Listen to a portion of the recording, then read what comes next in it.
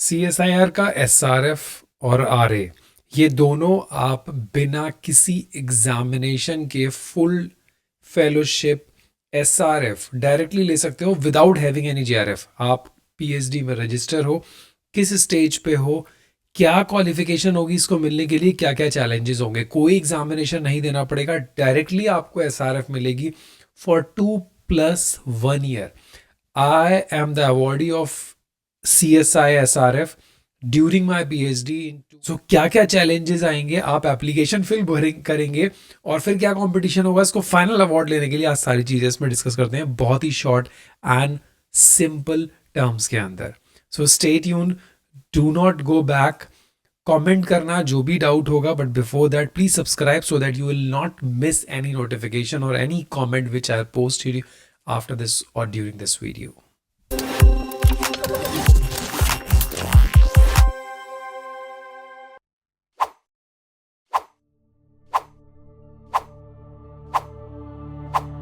This is a portal of CSIR Yuva portal, जिसको पूरा change कर दिया गया है। जब मैंने अप्लाई किया था मुझे ये अवार्ड हुआ था। It was a simple portal जिसके अंदर हमको अप्लाई करना होता था, but nowadays many things has been change. तो ये एक पोर्टल है जिसकी स्टार्ट डेट आप देख सकते हो SRF 28/11 जो अभी स्टार्ट हुआ है, और दिसंबर एंड तक इसकी लास्ट डेट रहेगी। अब आप सोच रहे होंगे इतना टाइम क्यों दिया है। देखो, इतना टाइम बहुत ही इंपॉर्टेंट है। इसकी एक एक स्टेप, इसका फॉर्म भरना इज नॉट एन इम्पॉर्टेंट और a big task.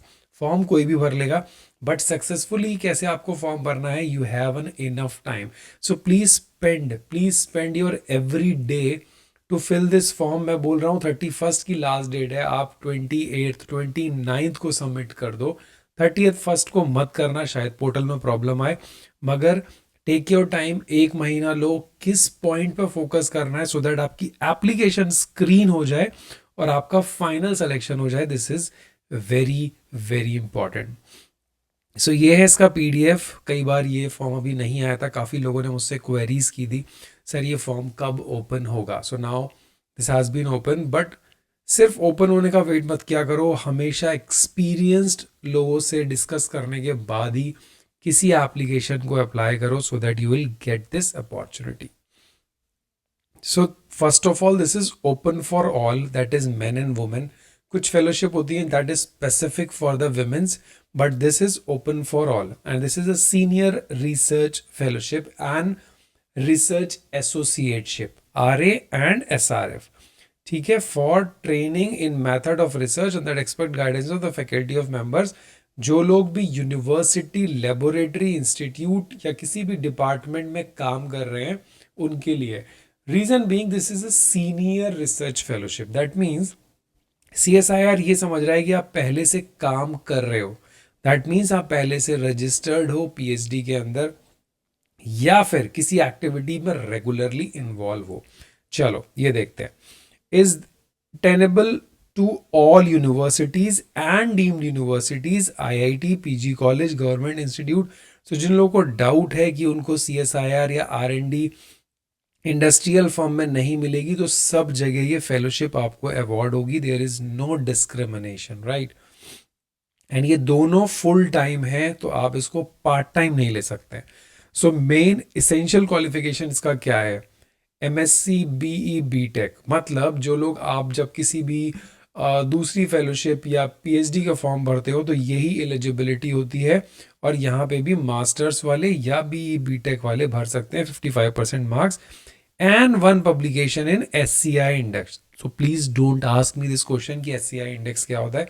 Science citation index, ये बहुत ही मैं आपको दिखा देता हूँ।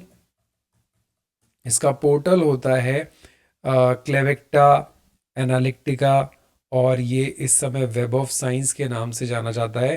तो आप कोई भी जनरल में पब्लिकेशन करें, अगर वो general JCR general citation report यहाँ पे नाम डालने के बाद वो जनरल नहीं आ रही है, so please don't publish any paper, otherwise आपकी एप्लीकेशन हर जगह से रिजेक्ट होगी।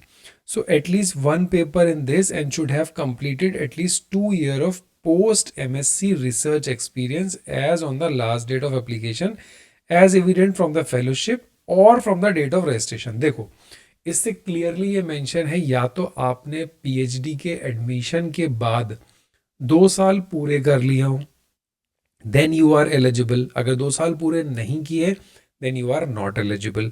अगर आप पीएचडी में रजिस्ट्रेशन नहीं लिए, अगर आप किसी प्रोजेक्ट में काम कर रहे हैं एंड वहाँ पे भी अगर आपने मास्टर्स के बाद 2 साल पूरे कर लिए हैं, then you are also eligible for that. Now it is very clear, कोई डाउट आई गेस नहीं होना चाहिए. और जो ये एमएससी वालों के लिए था. बाकी जो एमटेक हैं उनको 2 साल की ज़रूरत नहीं है. जो बीटेक है उनको भी 60% मार्क्स एंड 2 साल का रिसर्च एक्सपीरियंस होना चाहिए, ना कि पीएचडी में registration.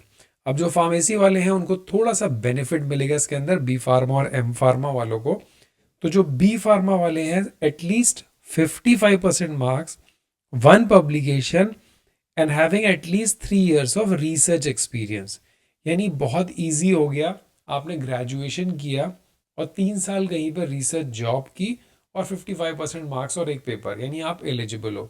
Now second option is, अगर आपने मास्टर्स कर रखा है M pharma, M B S C, M S C agriculture, then 1 publication and at least 1 year of research experience.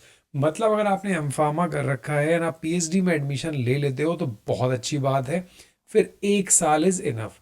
या आपने एम फार्मा करने के बाद आप किसी जगह जॉब कर रहे हो, 1 साल का रिसर्च एक्सपीरियंस है, then also this fellowship is eligible for you. और कैसे मिलेगी वो आपको बताएंगे. So document supporting the research or teaching experience not below the undergraduate should be submitted online. अगर आप अपना research experience बता रहे हो, you have to submit all the document. Don't think foolish to the CSIR because CSIR एक document को verify करेगा, फिर आपका interview भी होगा. See, for those who have been awarded PhD, उन लोगों को SRF की जगह RA. Those who are eligible for RA will not be considered for SRF. देखो, जिसको अवार्ड हो चुकी है, जो सबमिट कर चुका है, वो एसआरएफ का फॉर्म ना भरे, वो आरए का फॉर्म भरे, उसको डायरेक्ट आरए में कंसिडर किया जाएगा. So this is the main like I can say eligibility. Employed, this fellowship are held for the full time basis.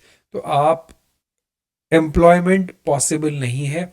That means अगर आप इस फेलोशिप को ले रहे हो then you are not eligible to have a temporary or part-time job in somewhere else because this is a regular fellowship. तो they want आप सब जगह से रिजाइन कर दो, गलती से भी ऐसा काम मत करना, अदरवाइज प्रॉब्लम होगी. सो 42,000 per month during the entire fellowship plus HRA, right? और 20,000 per annum is the contingency grant. So 42 plus बहुत अच्छा अमाउंट है ये. सो ये जो मेनली होता है that is for the 2 years और 1 साल एक्सटेंडेड हो जाता है. ठीक है, that is condition. Total of the 3 year. 3 year भी आपको मिलता है. मैंने 2 साल लिया था, मैंने एक्सटेंशन नहीं सेंड किया था because I have submitted my thesis. तो this is like the eligibility, how आप कैसे इसको 1 साल एक्सटेंड करेंगे. ये है आरए की बात. आरए उनके लिए है जो पीएचडी सबमिट कर चुके हैं या पीएचडी कर चुके हैं विथ 3 years PhD this और ME, M Pharma, M.Tech with 3 years of experience. यानी अगर आपने PhD जस्ट कर लिया है तो तुरंत एलिजिबल हो, नहीं किया है तो 3 साल एक्सपीरियंस होना चाहिए तो आप एलिजिबल हो. अब सबसे इम्पॉर्टेंट बात आती है कि इसमें जो आरए का है वो 58,000 है, राइट? ये तो वो हो गया. टेन्योर हो गया, सेम है दोनों का.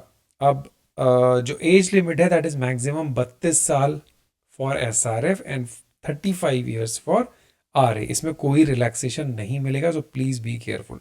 सिलेक्शन प्रोसेस क्या है? आप शॉर्ट लिस्टेड होंगे based on your academic record, research experience, research publication, assessment. अब जो असेसमेंट होगा वो आपका प्रपोज रिसर्च वर्क, आप क्या चीज़ प्रपोज करना चाह रहे हो उसी के बेस पे असेसमेंट होगा. फिर आपको इंटरव्यू के लिए कॉल किया जाएगा, आपको आने जाने का पैसा भी मिल जाता है इसके अंदर.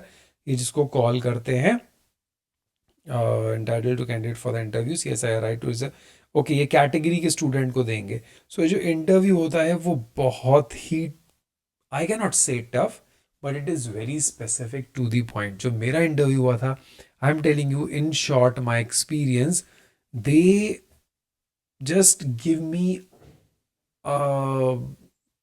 marker to write the cycle जो मैंने प्रपोज की थी. So you can not believe कि इतना ईजी नहीं होता कि जस्ट एक क्वेश्चन पूछा. पूरा इंटरव्यू पैनल होता है and they can ask you anything about your proposal. मुझे पेन दे दिया एंड वाइट बोर्ड पे जाके just please go and explain and design your cycle, the mechanism through which you are planning to execute this drug molecule. तो this level आपका होना चाहिए. वो कुछ भी पूछ सकते हैं जो आपके प्रपोजल में नहीं है, उसका मैकेनिज्म आपने क्यों सोचा है. So first of important thing is कि आपका पब्लिकेशन होना चाहिए. ये देखिए यहाँ पर एक SCI जनरल दे रखा है. तो आप जो भी जब एप्लीकेशन सबमिट करेंगे तो यहाँ पे आपको जर्नल सर्च करना होगा. उसी के अकॉर्डिंग बहुत सारी जर्नल्स हैं इसके अंदर. वो नंबर आना चाहिए. वो नंबर नहीं आएगा तो your publication will not be considered for this, right. कोई ऑप्शन नहीं है. अगर आप बोलोगे सर ये अभी है इसमें नहीं है, तो there is no way out. So all the very best. आप इसमें अप्लाई करो. इंटरव्यू की बहुत ही अच्छे से तैयारी करना. ये कोड्स होते हैं. आप किस कैटेगरी में आ रहे हो. जैसे मेरा मेडिकल एंड फार्मास्यूटिकल साइंसेज में था, मेडिक 11, मुझे अभी भी याद है. तो आपको डिसाइड करना है आप किस कैटेगरी में जा रहे हो बेस्ड ऑन योर मास्टर्स और ग्रेजुएशन एक्सपीरियंस. उसी के बेसिस पे आप इस फॉर्म को अप्लाई करोगे. सो अप्लाई नाउ पे जाओ एंड अप्लाई करो. All the very best. कोई भी डाउट हो तो please please text me so that जो मेजर डाउट होगा I will cover for you. Thank you so much. Have a nice day. Bye bye. Take care.